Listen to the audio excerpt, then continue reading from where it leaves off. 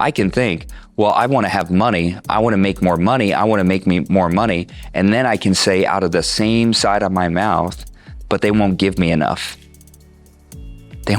See, my desire may be for more money, but my fundamental understanding of how money moves is problematic. I still think it's about how much people will give me rather than how much value and energy I can generate. Hello and welcome. This is Brian Delaney with Unlock Potential, where we get together with top experts in their field who have simple, profound advice to help you and I live better lives, to be able to be more fit to serve the people around us and answer that question, the question that nags within all of us: how good can I be and how great can I make it for people around me?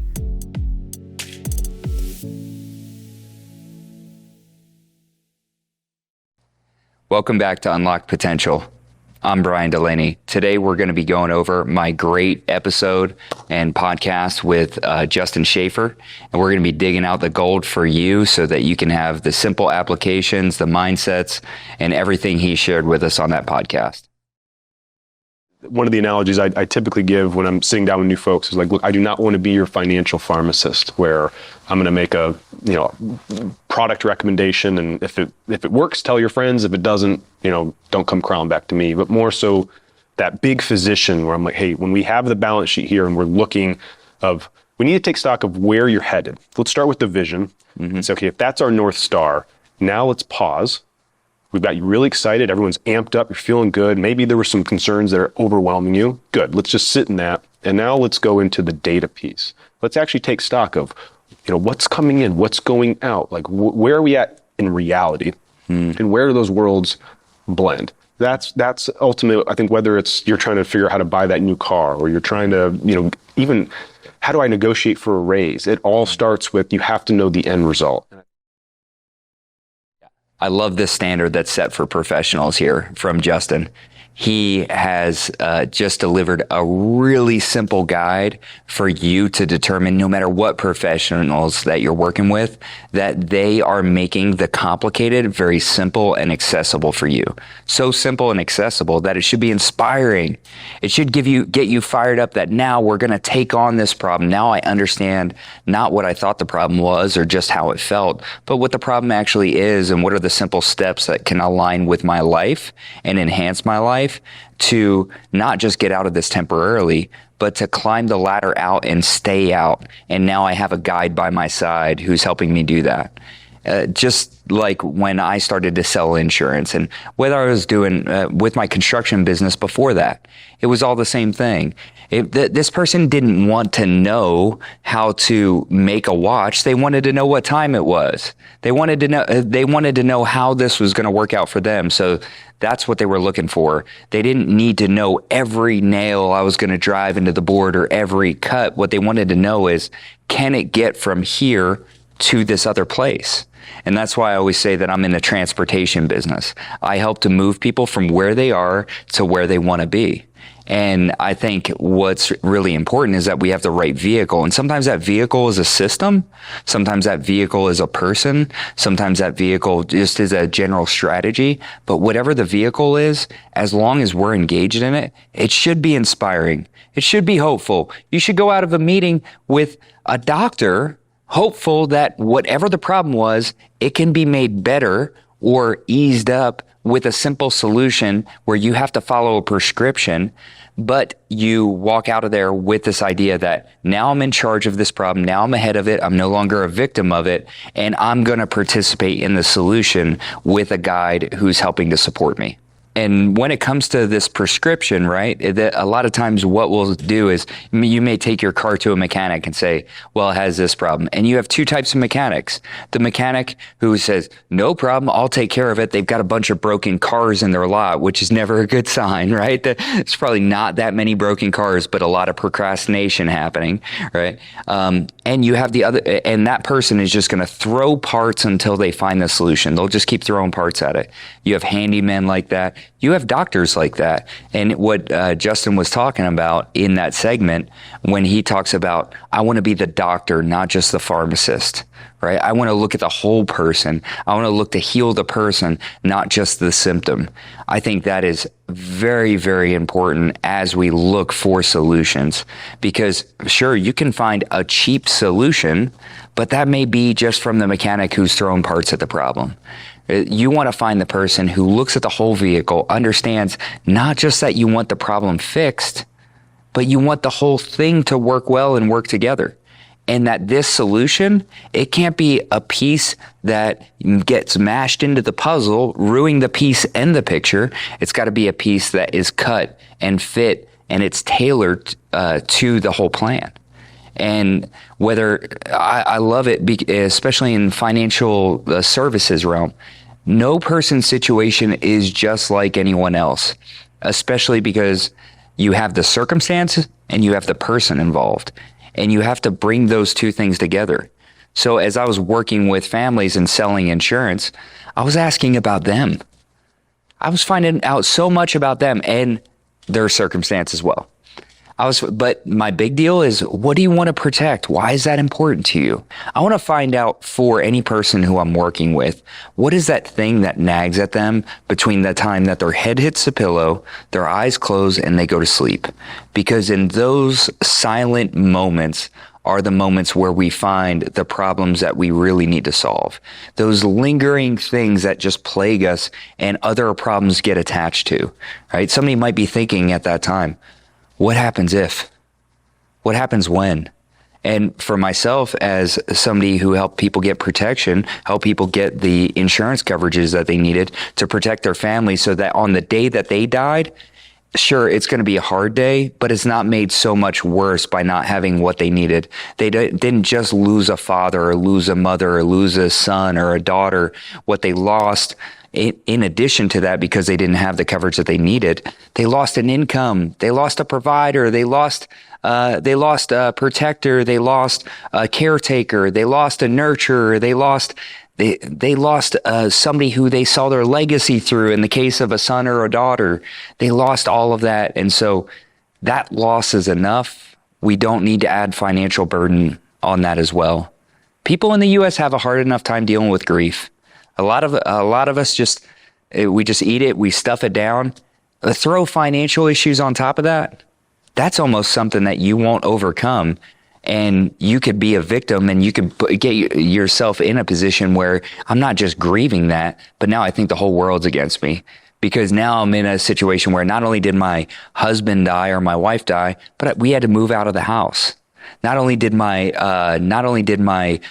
son or a daughter die, but now my mother-in-law has to move in, right? Because we were helping to fund that. There are so many parts of families. And so if I didn't take a look at the whole picture, I'd come up with a temporary and partial solution for only part of that person.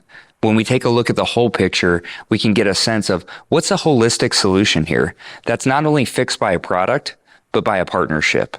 And we can build a pathway together that we can walk down, and that's a client for life relationship. It's not this quick transaction. It's a relationship that we're building where value gets transacted both ways. I help them solve their problems. They're in a better position as a result. I get paid for the value that I add. It's always got to be a mutually beneficial situation. And that's what most business owners, salespeople, most employees miss, is to look at the whole person rather than just buy my product. Hey, this is Brian Delaney with Unlock Potential. We've recently released our new Patreon that provides exclusive content to our members in order to help you get to the next level in your life. Let's grow. You know, I read an article years ago, I want to say it was in Forbes, and it had suggested that by the time we are 4 years old, our core belief and concept around money has been established.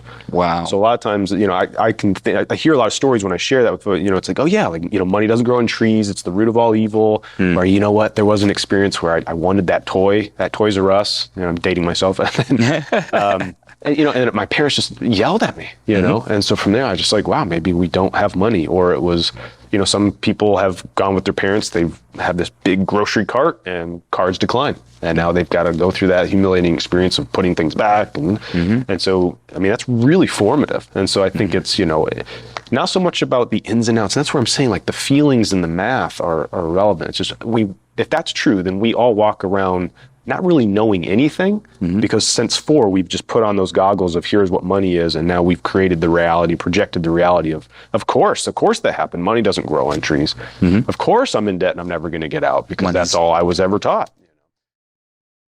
Yeah, Justin said this amazing thing that I had never heard before, and I love it because you look back and you can see how true it is that most of our core beliefs about money are tied in. They're really anchored. They still get developed, but they're anchored by the time we're 4 years old, right? So think about the things that are regularly said around your house. Think about the things that were regularly said around our houses growing up. Think about the things that are coming out of my mouth, because I know that my beliefs are best translated in actions, and what people can say can be different than what they see. But when it comes to money, those two things usually are very, very much aligned. So are the core beliefs about money of scarcity or abundance? That's where most people draw the line. Were they scarcity or abundance? See, my family growing up, we didn't have much, but we still were coming from an abundance mentality. For some reason, there was this idea that we would get gifts, and we were like, presents. This is awesome, because we had presents at Christmas. My parents didn't have the money to get presents. It was what was inside of those gifts when we cracked open that wrapping. It was bed sheets, socks, and underwear. That's what was inside of those things. Maybe one gift or two, but it was just normal stuff that if you were in any other home, maybe, or in another type of economic situation, if you weren't lower middle class, you would just get on the regular. Like for my son, he doesn't get socks and underwear and bed sheets for Christmas. That's something that we replace as we go. But for us, it was such a big deal. And there was still a belief around abundance of money. And when it comes to working with people about money, the word money, just like the word energy, just like the word power, just like the word authority, those words may sound the same on the outside to a whole bunch of people, but depending on where you've come from and the experiences you've had, there's a lot of big definitions around that. That's why in sales, we don't talk about what something is, because in financial services, a word that we might use is insurance. That's what it is. What it does is what's important. It's protection, it's coverage, it's a plan. That's what it does, and that's what people really want to know. When we get into what it is, like a budget, such as what Justin was talking about, you talk to me about a budget, all of a sudden I started to have to breathe deep. I'm like, I don't know that I want to be tied down. I'm not ready for commitment. Okay, right? It's going to take away my freedom. That's how I think of budget. So if Justin says to me to put a budget together, he might notice that I would squirm in my seat. But what do I really want? I really want what that's going to do for me. Hey, Brian, how would you like to know exactly how much money you have on a monthly basis to spend on whatever you want? Boom, you got me in a budget now, right? How would you like to not have to ever worry about or deal with the stress of money again? Because as Dave Ramsey talks about, you're telling your money where to go rather than having your money tell you where you can't. It's whether it's a budget, whether it's a schedule, whether it's an investment strategy. Justin was talking a lot about this idea, how we already have some emotional attachments to certain things that we need not have emotional attachments to, right? We might have an emotional well, I want to be invested in the stock market, but I want to be invested in crypto. Why? Because I heard that's a great thing to do because my uncle does it. I've heard about day trading. I've heard about this. It's so important for us to be able to not only voice our concerns. So in the case of a financial planner, a financial professional, in the case of any sales, we give the person room to speak what their concerns are, to tell us about the definitions. When somebody says, I really want insurance, or I really want a car, or I really want a financial plan, or I really want an investment, the first thing somebody should do and say in any of those situations is, tell me more about that. It's always the same. Just say, tell me more about that. What will the average salesperson do? What would the average pharmacist who's writing a prescription, or the mechanic who's willing to throw parts at something do? They're going to say, well, here's what I have right here, and it only costs $39.99, right? That's it. Because they were just waiting for their turn. They were just waiting for their turn. They weren't really listening. They weren't formulating. They weren't tailoring. They weren't there. They were more concerned about the product than the person, the price than the problem. And that's always a mistake. If you're an entrepreneur, understand that the key to you achieving your dreams is people. It's always people. It's never the product. It's never the price. The price is it's going to be what it is, and you can tailor that for some people, but understand what your market is and understand who they are, what they like, the language that they speak, what they mean, and then confirm that by asking them a follow-up question. When it comes to beliefs, it's time to replace some things. So if you're in this, if you're getting into business, if you're getting into sales, if you're getting into any of this, what we should do is take an inventory of our beliefs, right? And there's such great books out there. There's a book called Secrets of the Millionaire Mind by T. Harv Eker. There's another book, and somebody write this in the comments who wrote it. Born Rich is another fantastic book. Tell me what the author is, and we'll figure out a free monthly membership or a t-shirt or swag or something like that. But these books were crucial for me to translate what I actually wanted and how that differentiated from how I was thinking. Because how I was thinking was actually counter to what I wanted. And how we think and what we believe are going to dictate our actions. And so we want those things to be aligned with each other. We want those things to be connected. Because I can think, well, I want to have money. I want to make more money. I want to make me more money. And then I can say out of the same side of my mouth, but they won't give me enough. See, my desire may be for more money, but my fundamental understanding of how money moves is problematic. I still think it's about how much people will give me rather than how much value and energy I can generate in the right markets. And that's a fundamental flaw. And so the different books that are out there, the Total Money Makeover by Dave Ramsey. If you need to figure out how to get a handle on debt, I was able to negotiate and pay down like close to $23,000 in debt within 18 months. And I felt what it was like to be financially free. See, I wanted to start a construction business, but I was still okay with unsecured debt eating my lunch in the future. Right? I was borrowing from my future to pay for my present. So when I got to the future, there was no money there. And it was such a big problem. And so my desire to grow a business had a fundamental foundational flaw in my understanding of how money works. If I want to make money with at a 10% interest rate, I can't have debt that's accruing at a 26% interest rate or a 15% interest rate because I'm just going in the hole. And so just because you have an expert doesn't mean you don't have to be knowledgeable. You have to have a ground base level knowledge. Just because you have an expert doesn't mean you don't need to be engaged. You need to be engaged with that professional, which means if you're on the other side of that table, you need to be an engaging professional. And I think that's what Justin really nails, not only in his practice, but in the podcast. Thanks again for joining us for this conversation. Head right over to our Patreon for exclusive content, including more from our conversation today. Thank you all for joining our conversations. We're developing this platform for simple, profound tools and techniques that can help you get the best out of your life and, more importantly, unlock potential. You can find me across all social platforms at The Brian Delaney, and online, come visit us at thebriandelaney.com.